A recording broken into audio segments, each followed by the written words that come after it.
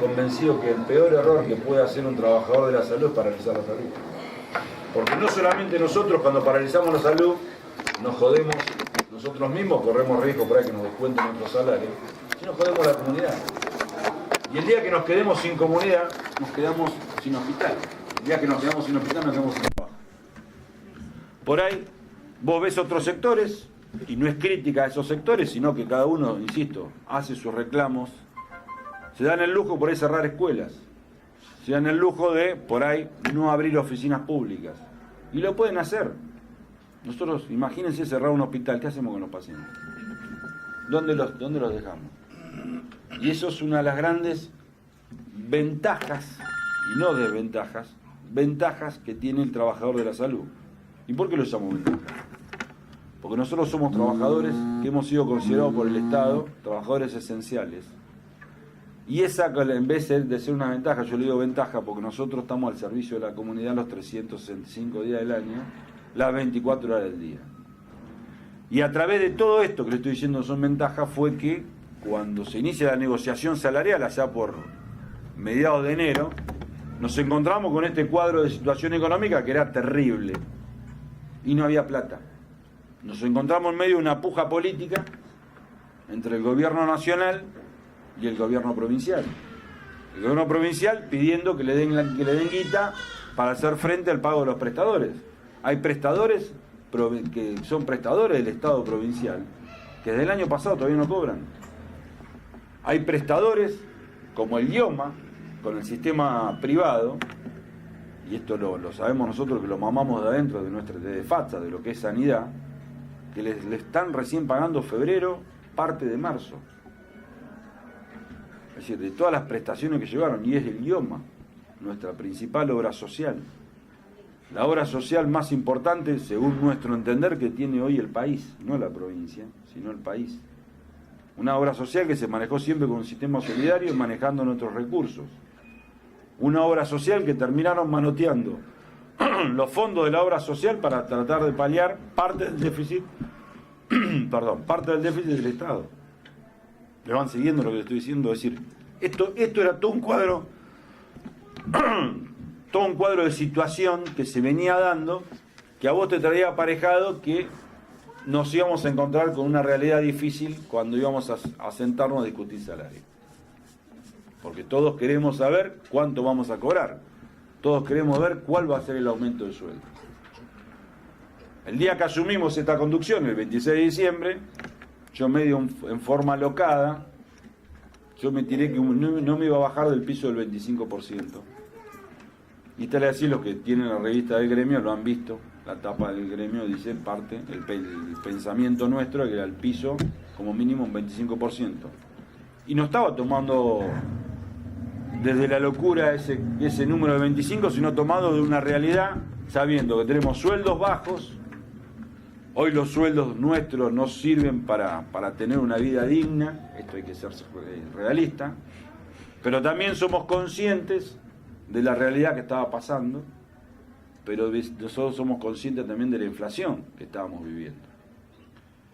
Y si vos sacabas cálculos promedios, esa inflación el año pasado para nosotros había rondado el 25%, algunos el Estado daba el 10, el 11, hay otros medidores que daban el 30, 30 y pico, de ahí nació el 25% que lo largamos nosotros.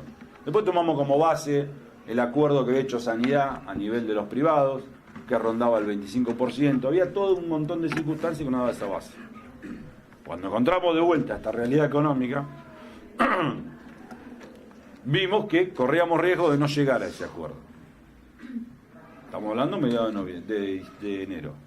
A partir de ahí empezó la negociación paralela en la cual no solamente íbamos a negociar salario, pues sabíamos que nos iba a costar muchísimo negociar salario, sino negociar mejores condiciones laborales.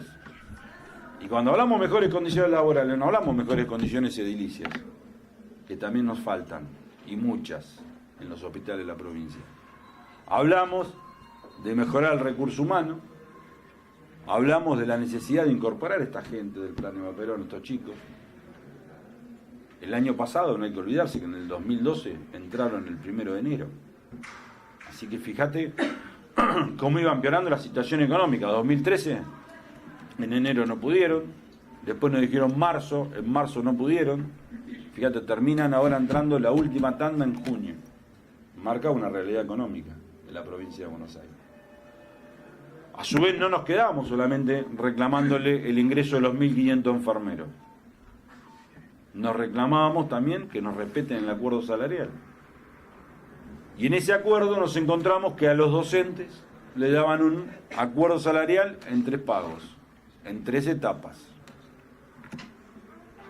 Si hacemos un poco de memoria, no era la primera vez que nos pasaba en el Estado público. Ya en épocas, en la primera etapa del gobierno de Solá, tuvimos el acuerdo de doblado nosotros. Pese a eso, no nos quedamos con un acuerdo que superaba los números que nosotros habíamos planteado originalmente el 25. Si analizamos fríamente, nosotros tenemos cerramos en el 27,8 en 3 etapas y el 30% para enfermería en 3 etapas. Trabajador hospitalario un 27,8, donde me he hecho el piso era el 25, vos decís, me doy por satisfecho. Sabiendo que la tercera etapa es una etapa mentirosa. Si Luisito le ha traído la escala salarial que hemos hecho nosotros, y se la ha enseñado y se la ha explicado, que espero que haya sido así, te das cuenta que el impacto está dividido en lo que fue el acuerdo de marzo y el acuerdo de septiembre, dejando solamente un 1% para diciembre. Y en realidad la administración central es 25 pesos. Para el trabajador hospitalario, llegamos al viejo anhelo de nuestro gremio, saber que nuestra bonificación como hospitalario llega al 50% y la bonificación como enfermero llega al 30%. Por eso decimos que supera el 1%, el 1 y pico. Pero insisto, no nos queríamos quedar con eso. Teníamos que aceptar las 3 cuotas por lo que había pasado con los docentes. Déjame terminar y te juro y hacemos todo lo que quieras. ¿Y qué hicimos nosotros? Nosotros planteamos no quedarnos solamente con el ingreso a los enfermeros, que lo firmaron y lo están cumpliendo y ya están todos nominados, los 1.500 enfermeros que no entraban, chicos, entraban de a 2 por hospital por mes, de a 2 por hospital por mes. Era una locura. Por ahí insisto, ustedes no ven la realidad de la enfermería acá adentro, porque vuelvo a decir, gracias a Dios ustedes tienen un buen plantel de enfermería. Pero en otros hospitales de la provincia de Buenos Aires el déficit de enfermería es grandísimo.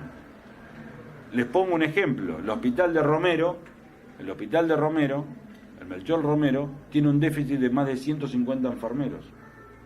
El hospital Esteves, un psiquiátrico que está en Temperley, tiene un déficit de 350 enfermeros. Y así te puedo nombrar todos los neuropsiquiátricos. Fíjense que ustedes ese déficit no lo tienen. Imagínense esos compañeros que están trabajando en esos hospitales, que tienen que hacer la tarea a ellos de los que le está faltando. Es decir, era un hecho que a nosotros nos acuciaba y muchísimo el tema de enfermería. Por eso, parte del acuerdo salarial fue acuerdo salarial más el ingreso de enfermero. Y no nos quisimos quedar en eso solo. En otra cosa que a ustedes no le afecta, porque gracias a cuando Julio era delegado general, y ya en comisión directiva lo habíamos logrado con el ministro Sin, que era estatizar la empresa limpieza. Acá está estatizada. En el resto de los hospitales de la provincia de Buenos Aires no.